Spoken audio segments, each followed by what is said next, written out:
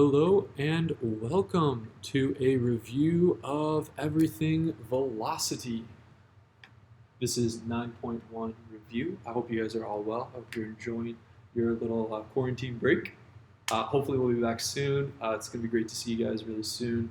But for now, let's talk speed and velocity. We'll talk distance versus displacement, and then we'll get into the nitty-gritty. We'll get into the velocity equation, and we'll take a look at some graphs. Before we do any of that, speed versus velocity. Now you should have these definitions written in your notes. That was something we did way back in the day. So make sure you have those notes out while you're looking at this. Big difference here is direction. Direction is a word that goes with velocity.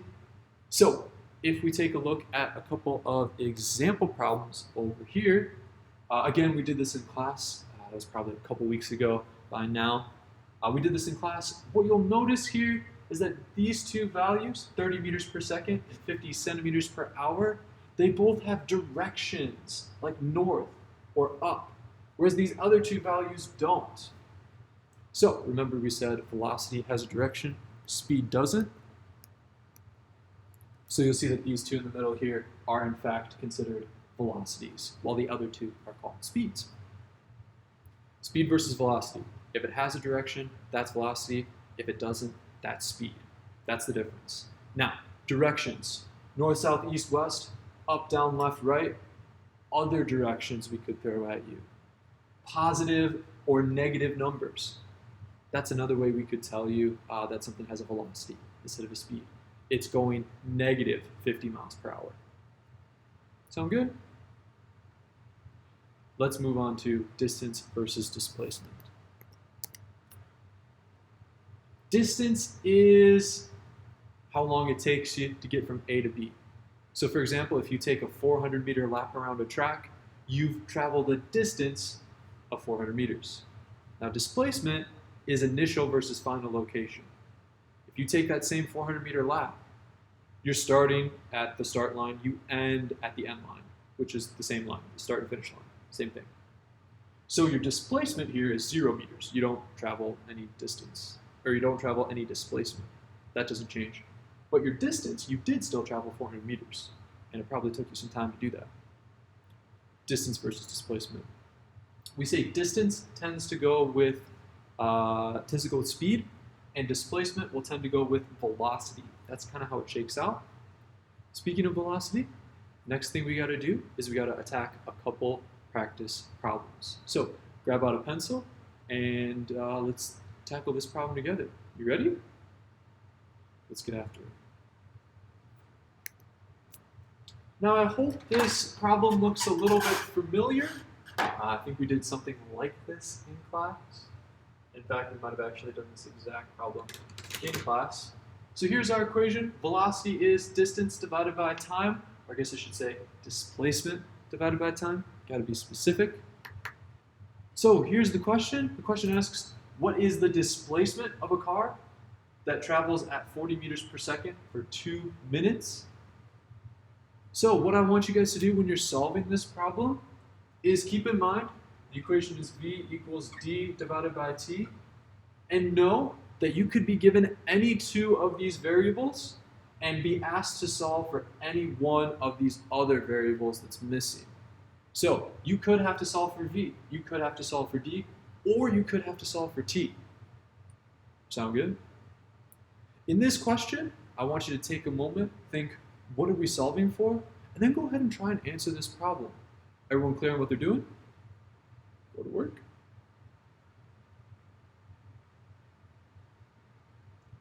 So I hope you took a moment to solve this problem. If not, pause the video and we'll continue in a little bit.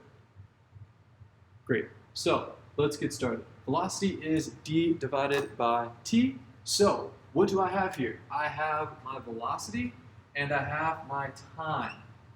But there's a slight issue with this value. It's in minutes. So let's plug in what we have here. I've got 40 is my v. I don't know my d. And I know my time is 2 minutes. Now, problem with time here, seconds versus minutes. So I need to turn this minutes number into a seconds number. I know that 1 minute is equal to 60 seconds. So 2 minutes will be 120 seconds. So instead of keeping this 2 value over here, I'm going to change that. I'm going to write 120 instead. Hopefully you did that as well. So now, question becomes, how do I solve this problem? Easy. I'm going to multiply the number on the bottom. And that's going to get rid of this 120. That's going to isolate this variable d. It's going to put it on one side. Everything else will be on the other side. My 120s cancel out here. And I'm left with 120 times 40. 120 times 40 is, of course, 4800. 4,800 meters is my answer, and that's D. I hope you're comfortable with problems like this, because problems like this will show up on the quiz and on the test. I guess we don't really have a quiz, we just have a test. It'll show up on the test. So be prepared for it. Great. Last thing I wanted to talk about is I wanted to talk about graphs. So here's a look at a graph, a distance versus time graph specifically. So the first thing I want you guys to know about this distance versus time graph, and this is probably the most important thing to know, is that your slope, kind of your angle of this line here, your slope is your velocity. That's super important to know. Slope is velocity, meaning the steeper the slope is, the higher velocity we have.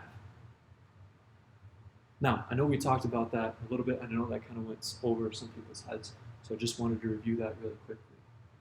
What you'll notice here then is that we've got a positive velocity here, here, and here in red, green, yellow, and we've got a negative velocity here in blue, and we have a purple velocity that would just be 0. So we went over this in class the other day. You could say that you started by walking forward with a speed of 100 meters divided by 8 seconds. Once again, there is the velocity. So you can do that with any one of these lines here, and you can figure out exactly what the velocity is. The other thing I wanted you guys to know is that the absolute value of your slope, absolute value means whatever the number is, just ignore the positive or negative sign. The absolute value of your slope, that is your speed. So on this test coming up on Friday here, expect to see questions about graphs, asking you about velocity and asking you about speed. With velocity, the highest velocity would be the one that points up the most. The highest speed, in this case, would be the steepest line, which in this case is that blue line, because it covers the most distance in the least amount of time. I hope this was helpful for you guys. Feel free now that you've completed this little video to answer the 3-question little review that is on Schoology. Thanks so much for watching, and I hope you guys have a great day. Bye-bye.